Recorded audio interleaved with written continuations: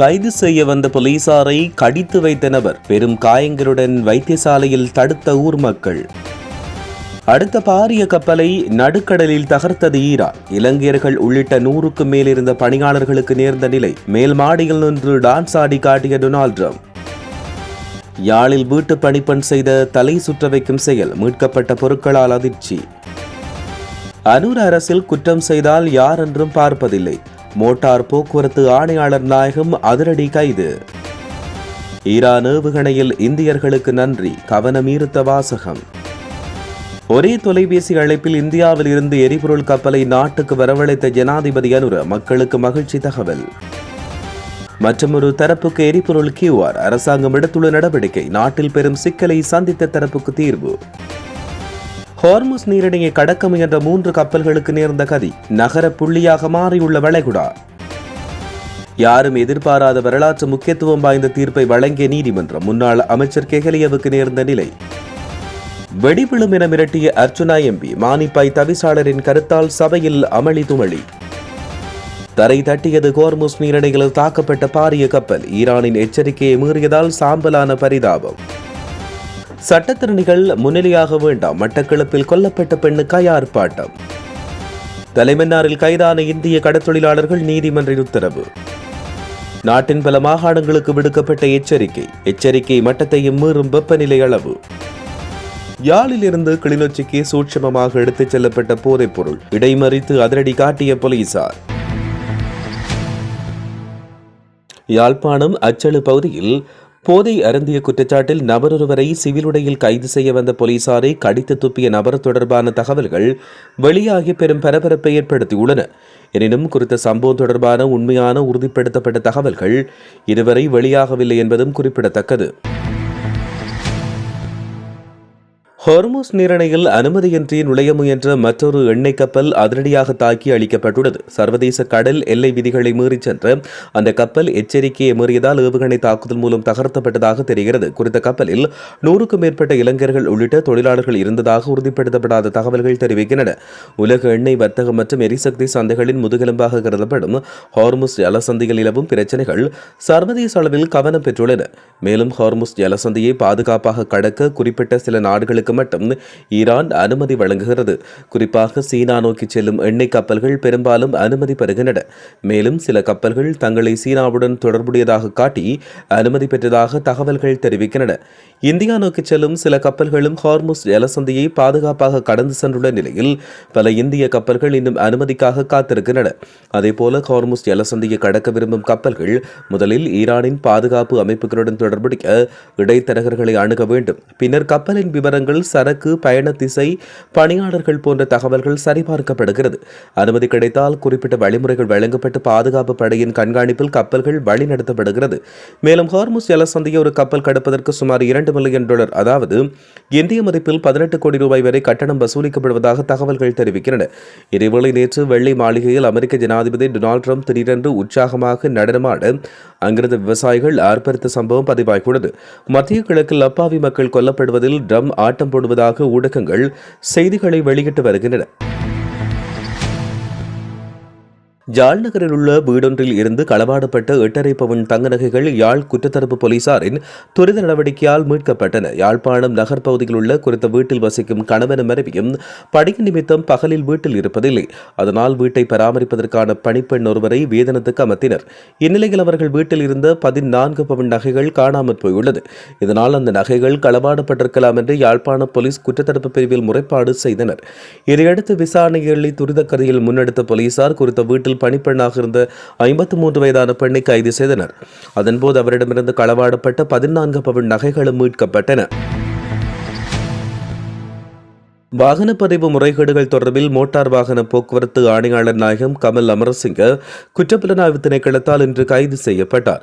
கெப்டக வாகனம் ஒன்றின் சேசி இலக்கத்தை திருத்தி அதை போலியான முறையில் பதிவு செய்வதற்கு உடந்தையாக இருந்த குற்றச்சாட்டின் கீழ் அவர் கைது செய்யப்பட்டார். மோட்டார் வாகன போக்குவரத்து திணைக்களத்தின் தரவு கட்டமைப்பில் சட்டவிரோதமான முறையில் மாற்றங்களை செய்து வாகனங்களை சட்டவிரோதமாக பதிவு செய்தமை உள்ளிட்ட பல்வேறு மோசடிகள் தொடர்பாக முன்னெடுக்கப்பட்டு வந்த விசாரணைகளை அடுத்தே இந்த கைது நடவடிக்கை மேற்கொள்ளப்பட்டது. இந்த விவகாரம் விவகாரம் தொடர்பில் ஏற்கனவே திணைக்களத்தின் சில உயர் அதிகாரிகள் மற்றும் இடைத்தரகர்கள் கைது செய்யப்பட்ட நிலையில் தற்போது ஆணையாளர் நாயகமும் கைது செய்யப்பட்டுள்ளார். குற்றப்புலனாய்வு திணைக்களத்தினர் இது தொடர்பாக மேலதிக விசாரணைகளை தீவிரப்படுத்தியுள்ளனர். இஸ்ரேல் மற்றும் ஈரானுக்கு இடையிலான போரில் இன்று ஈரான் அதன் 83வது கட்ட ஏவுகணை தாக்குதலை நடத்தியது.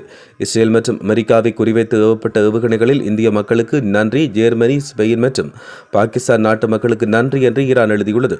போரால் பாதிக்கப்பட்ட ஈரானிய மக்களுக்கு மனிதாபிமான அடிப்படையில் மருத்துவ உதவிகள் மற்றும் பிற பொருட்களை வழங்கியதற்காக இந்திய மக்களுக்கு ஈரான் நன்றி தெரிவித்தது. 20,000 மெட்ரிக் டன் டீசல் மற்றும் 18,000 மெட்ரிக் டன் பெட்ரோல் ஆகியவற்றை ஏற்றிய கப்பல் ஒன்று இன்று கொழும்பு துறைமுகத்தை வந்தடையுள்ளதாக கொழும்பில் உள்ள இந்திய உயர்ஸ்தானிகர் ஆலயம் தெரிவித்தது. ஜனாதிபதி அனுரகுமார் திசாநாயக்க மற்றும் இந்திய பிரதமர் நரேந்திர மோடி ஆகியோருக்கு இடையில் கடந்த செவ்வாய் இடம்பெற்ற தொலைபேசி உரையாடலின் பின்னர் இந்த எரிபொருள் கப்பல் இன்று நாட்டுக்கு வந்தடைய உள்ளது. மின்பிறப்பாக்கிகள், மீன்பிடி படகுகள் மற்றும் விவசாய வாகனங்கள் உள்ளிட்ட வாகனங்கள் அல்லாத வகைகளுக்கு QR குறியீட்டு முறை அறிமுகப்படுத்த அரசாங்கம் நடவடிக்கை எடுத்துள்ளது. இந்த விடயத்தை டிஜிட்டல் பொருளாதார அமைச்சின் ஆலோசகர் சுமுது ரத்நாயக்க தெரிவித்தார். அதன்படி வாகனங்கள் அல்லாத வகைகளுக்கான எரிபொருள் ஒதுக்கீடு வரும் வாரத்தில் அதிகரிக்கப்படும் என்றும் அவர் தெரிவித்தார். எரிபொருள் நிலையங்களில் QR குறியீட்டை காண்பிப்பதன் மூலம் அவர்கள் எரிபொருளை பெற்றுக்கொள்ள முடியும். திங்கட்கிழமை இந்த வகையின் கீழ் எரிபொருளை பெறுவதற்கான நடைமுறையை நாங்கள் தெளிவாக விளக்குகிறோம் என சுமுது ரத்நாயக்க குறிப்பிட்டார். ஈரானின் புரட்சிகர காவல்படை, கடற்படை ஹோர்முஸ் நீரிணை வழியாக செல்ல முயன்ற 3 வெவ்வேறு நாடுகளுக்குச் சேர்ந்த கப்பல்களை இன்று காலை திருப்பி அனுப்பியுள்ளது. அமெரிக்க ஜனாதிபதி டொனால்டு ட்ரம்ப் ஹோர்முஸ் நீரிணை திறந்துள்ளதும் ஈரான் பேச்சுவார்த்தையின் ஒரு பகுதியாக 10 எண்ணெய் கப்பல்கள் வெற்றிகரமாக கடந்து சென்றதாக தெரிவித்தார். எனினும் அவரின் அந்த கூற்றுக்களை மறுத்த ஈரான் தரப்பு அவை அனைத்தும் பொய்யான அறிக்கை என்று தெரிவித்தன. அதன்படி ஹோர்முஸ் நீரிணை தற்போது மூடப்பட்டுள்ளதாகவும் அதில் செல்ல முயற்சிக்கும் எந்த கப்பலுக்கும் கடும் நடவடிக்கை எடுக்கப்படும் என்றும் ஈரான் எச்சரித்துள்ளது. மேலும் அமெரிக்கா மற்றும் இஸ்ரேலுடன் தொடர்புடைய நாடுகளின் துறைமுகங்களுக்கு செல்லும் அல்லது அங்கிருந்து வரும் எந்த கப்பல்களுக்கும் இந்த நீரிணை வழியாக செல்ல அனுமதி இல்லை என்று தெரிவிக்கப்பட்டுள்ளது. முன்னாள் சுகாதார அமைச்சர் கெஹலிய ரம்புக்வெல உள்ளிட்ட குழுவினர் அடிப்படை உரிமைகளை மீறியுள்ளதாக உயர் நீதிமன்றம் தீர்ப்பளித்துள்ளது. 2022 ஆண்டு இந்திய கடன் திட்டத்தின் கீழ் பதிவு செய்யப்படாத நிறுவனம் ஒன்றிடமிருந்து கொள்முதல் நடைமுறைகளை மீறி சுகாதார பொருட்களை கொள்வனவு செய்ததன் மூலம் இவ்வாறு தீர்ப்பு வழங்கப்பட்டுள்ளது. இந்நிலையில் அவரின் தனிப்பட்ட பயணத்திலிருந்து 75 மில்லியன் ரூபாய் நஷ்டஈட்டை அரசாங்கத்துக்கு செலுத்த வேண்டும் என்று உயர்நீதிமன்றம் உத்தரவிட்டது. அதே நேரம் சுகாதார அமைச்சின் அன்றைய செயலாளர் ஜனக் சந்திரகுப்த மற்றும் தேசிய மருந்துகள் ஒழுங்குபடுத்தல் அதிகார சபையின் முன்னாள் தலைவர் பேராசிரியர் ST ஜெயரத்ன ஆகியோர் தலா 50 மில்லியன் ரூபாவை செலுத்த வேண்டும் என்றும் உத்தரவிடப்பட்டுள்ளது.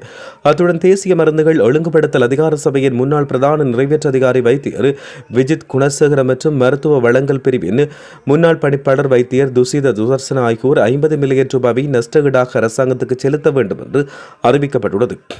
டிரான்ஸ்பரன்சி இன்டர்நேஷனல் ஸ்ரீலங்கா உள்ளிட்ட இரு தரப்பினர் தாக்கல் செய்த அடிப்படை உரிமை மீறல் மனுவை விசாரணை செய்த பின் இந்த தீர்ப்பு வழங்கப்பட்டது.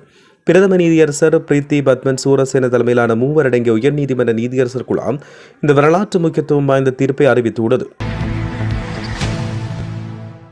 தனது காணிக்கு சிவப்பு நோட்டீஸ் ஒட்டினால் வெடி விழும் என நாடாளுமன்ற உறுப்பினர் ராமநாதன் அர்ச்சுனா மிரட்டியதால் அவரின் காணிக்கு சிவப்பு எச்சரிக்கை நோட்டீஸ் ஒட்டவில்லை என மானிப்ப பிரதேச சபையின் தவிசாளர் கானா ஜெசீதன் கூறியதால் சபையில் கடும் அமளி துமளி ஏற்பட்டது. மானிப்ப பிரதேச சபையின் மாதாந்த அமர்வில் இந்த சம்பவம் இடம்பெற்றது. பெரியவிளான் பகுதியில் உள்ள நாடாளுமன்ற உறுப்பினர் ராமநாதன் அர்ச்சுனாவின் காணியில் பற்றைகள் வளர்ந்துள்ளதால் அதிலிருந்து பாம்புகள் வெளிவந்து குடிமனைக்குள் புகுவதால் மக்கள் அச்ச நிலையில் இருப்பதாகவும் அதற்கு விரைந்து நடவடிக்கை எடுக்கப்பட வேண்டும் எனவும் பிரதேச சபையின் உறுப்பினர் எட்வர்ட் மரியவாசனி கடந்த கூட்டத்தில் சுட்டிக்காட்டினார். அதற்கு பதிலளித்த தவிசாளர் குறித்த காணிக்கு சிவப்பு நோட்டீஸ் ஒட்டுவதாக தெரிவித்த நிலையில் அது இதுவரை ஒட்டப்படவில்லை என்று தெரிவிக்கப்படுகிறது. இந்நிலையில் குறித்த விடயம் இன்று சபை அமர்வில் கலவரத்தை ஏற்படுத்தியுள்ளது. இந்த மாத தொடக்கத்தில் ஹார்முஸ் நீரிணையில் தாக்கப்பட்ட தாய்லாந்து சரக்கு கப்பல் தொடர்பாக புதிய தகவல்கள் வெளியாகியுள்ளன. ஈரானிய ஊடகம் ஒன்று வெளியிட்ட தகவலின்படி மயூரி நாரி எனப்படும் அந்த கப்பல் ஹெம்ஷ் தீவுக்கு அருகில் ராம்சார் கிராம பகுதியில் கரையொதுங்கியது. இந்த ஹெம்ஷ் தீவு ஈரான் கரையோரத்திற்கு அருகில் ஹார்முஸ் நீரிணையில் அமைந்துள்ளது. அதைத் தொடர்ந்து அந்த கப்பல் அருகிலுள்ள லராக் தீவுக்கு மாற்றப்பட்டதாக தெரிவிக்கப்படுகிறது. ஆனால் கப்பலின் தற்போதைய நிலை அல்லது அது எவ்வாறு அங்கு மாற்றப்பட்டது என்பது குறித்து மேலதிக தகவல் வெளியாகவில்லை. கடந்த மார்ச் 11ஆம் தேதி 23 பணியாளர்கள் கொண்ட இந்த கப்பல் ஹார்முஸ் நீரிணையை கடந்து செல்லும் போது தாக்குதலுக்கு உள்ளானது. குறித்த தாக்குதலில் 3 பேர் காணாமல் போனதாக தெரிவிக்கப்பட்டதோடு மீதமுள்ள 20 பணியாளர்கள் மீட்கப்பட்டு பாதுகாப்புடன் ஃபேங்காக் நகரத்துக்கு அனுப்பி வைக்கப்பட்டனர். மட்டக்களப்பில் மயக்க மருந்து கொடுத்து பெண்களை கடத்தி தாலி உள்ளிட்ட தங்க ஆபரணங்களை கொள்ளையிட்டு கிணற்றில் வீசியிருந்த கொலை செய்யப்பட்ட தாக்கி நீதி கோரியும் சட்டத்தணிகளை கொலைக்கார கும்பலுக்கு சார்பில் முன்னிலையாக வேண்டாம் என்றும் ஆர்ப்பாட்டம் ஒன்று இடம்பெற்றது.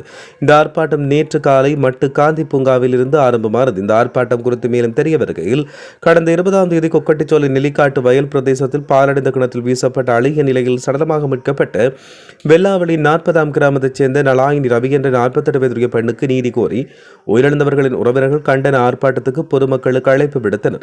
இதையடுத்து மட்டக்களப்பு காந்தி பூங்காவில் இன்று காலை 8:30 மணிக்கு நாடாளுமன்ற உறுப்பினர்களான ஸ்ரீநேசன், ஸ்ரீநாத், சாணக்கியன் மற்றும் பிரதேச சபை தவிசாளர்கள் உள்ளிட்ட நூற்றுக்கணக்கான பொதுமக்கள் ஒன்று திரண்டனர். ஆர்ப்பாட்டத்தின் போது கொலை செய்யப்பட்ட தாய்க்கு நீதி வேண்டும், கைது செய்யப்பட்ட கொலை கும்பலுக்கு சார்பில் சட்டத்தணிகள் முன்னிலைப்படுத்தக்கூடாது, பெண்களின் சுதந்திரம் கயவர்கள் கையில் எனில் நீதி எங்கே போய்விட்டது, மனிதநேயமற்ற கொலைக்கார கும்பலை தூக்கிலிடு, நலாயினியின் கொலைக்கு நீதி கொடு, கிணற்றில் வீசிய கயவர்களுக்கு என்னதான் தண்டனை, நலாயினி நகை அணிந்தது குற்றமா, எங்கள் கிராமத்தின் தாயின் சடலத்தை திருப்பிக் கொடு, குற்றவாளிகளுக்குடன் தண்டனை கொடு, கொலையாளிகளுக்கு துணை புகாதீர்கள், நீதி சாகக்கூடாது என்று கோஷங்களை எழுப்பினர்.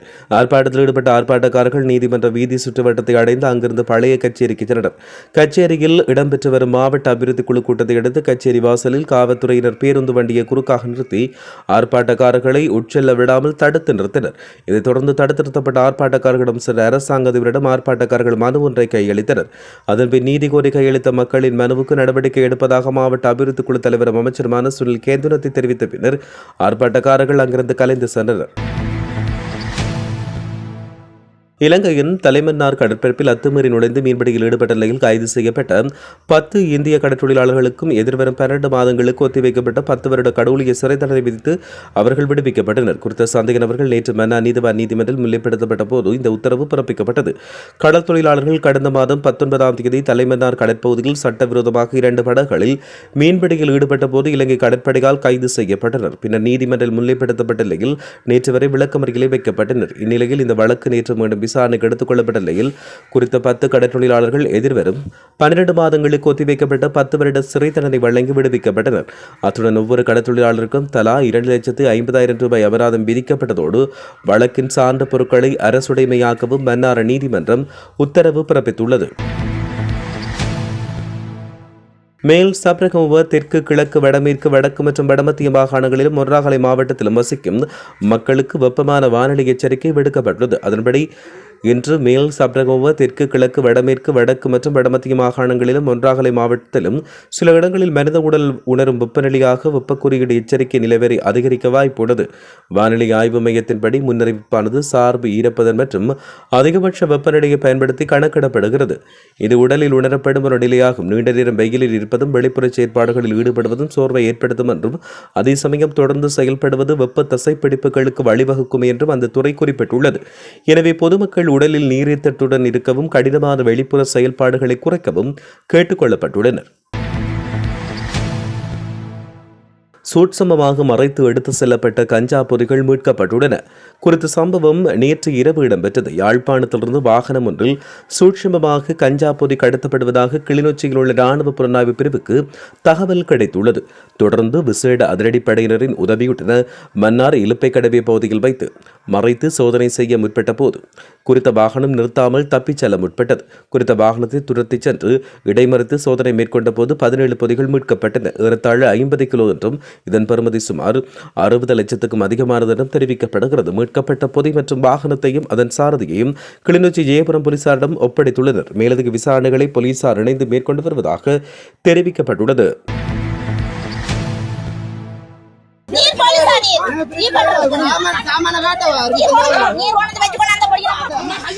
கைது செய்ய வந்த போலீசாரை கடித்து வைத்த நபர் பெரும் காயங்களுடன் வைத்தியசாலையில் தடுத்த ஊர் மக்கள். அடுத்த பாரிய கப்பலை நடுக்கடலில் தகர்த்தது ஈரான். இலங்கையர்கள் உள்ளிட்ட 100க்கும் மேல் இருந்த பணியாளர்களுக்கு நேர்ந்த நிலை. மேல் மாடியில் நின்று டான்ஸ் ஆடி காட்டிய டொனால்ட் ட்ரம்ப். யாழில் வீட்டு பணிப்பெண் செய்த தலை சுற்ற வைக்கும் செயல். மீட்கப்பட்ட பொருட்களால் அதிர்ச்சி. அனூர் அரசில் குற்றம் செய்தால் யார் என்றும் பார்ப்பதில்லை. மோட்டார் போக்குவரத்து ஆணையாளர் நாயகம் அதிரடி கைது. ஈரான் ஏவுகணையில் இந்தியர்களுக்கு நன்றி, கவனமீர்த்த வாசகம். ஒரே தொலைபேசி அழைப்பில் இந்தியாவில் இருந்து எரிபொருள் கப்பலை நாட்டுக்கு வரவழைத்த ஜனாதிபதி அனுர மக்களுக்கு மகிழ்ச்சி தகவல். மற்றொரு தரப்புக்கு எரிபொருள் QR அரசாங்கம் எடுத்துள்ள நடவடிக்கை நாட்டில் பெரும் சிக்கலை சந்தித்த தரப்புக்கு தீர்வு. ஹார்முஸ் நீரிணையை கடக்க முயன்ற 3 கப்பல்களுக்கு நேர்ந்த கதி நகர புள்ளியாக மாறியுள்ள வளைகுடா. யாரும் எதிர்பாராத வரலாற்று முக்கியத்துவம் வாய்ந்த தீர்ப்பை வழங்கிய நீதிமன்றம் முன்னாள் அமைச்சர் கெஹலியவுக்கு நேர்ந்த நிலை. வெடிவிழும் என மிரட்டிய அர்ச்சுனா MP மானிப்பாய் தவிசாளரின் கருத்தால் சபையில் அமளி துமளி. தரை தட்டியது ஹார்முஸ் நீரிணையில் தாக்கப்பட்ட பாரிய கப்பல் ஈரானின் எச்சரிக்கையை மீறியதால் சாம்பலான பரிதாபம். சட்டத்திறனிகள் முன்னிலையாக வேண்டாம் மட்டக்களப்பில் கொல்லப்பட்ட பெண்ணுக்காய் ஆர்ப்பாட்டம். தலைமன்னாரில் கைதான இந்திய கடற்தொழிலாளர்கள் நீதிமன்றின் உத்தரவு. நாட்டின் பல மாகாணங்களுக்கு விடுக்கப்பட்ட எச்சரிக்கை மட்டத்தையும் மீறும் வெப்பநிலை அளவு. யாழிலிருந்து கிளிநொச்சிக்கு சூட்சமமாக எடுத்துச் செல்லப்பட்ட போதைப் பொருள் இடைமறித்து அதிரடி காட்டிய போலீசார்.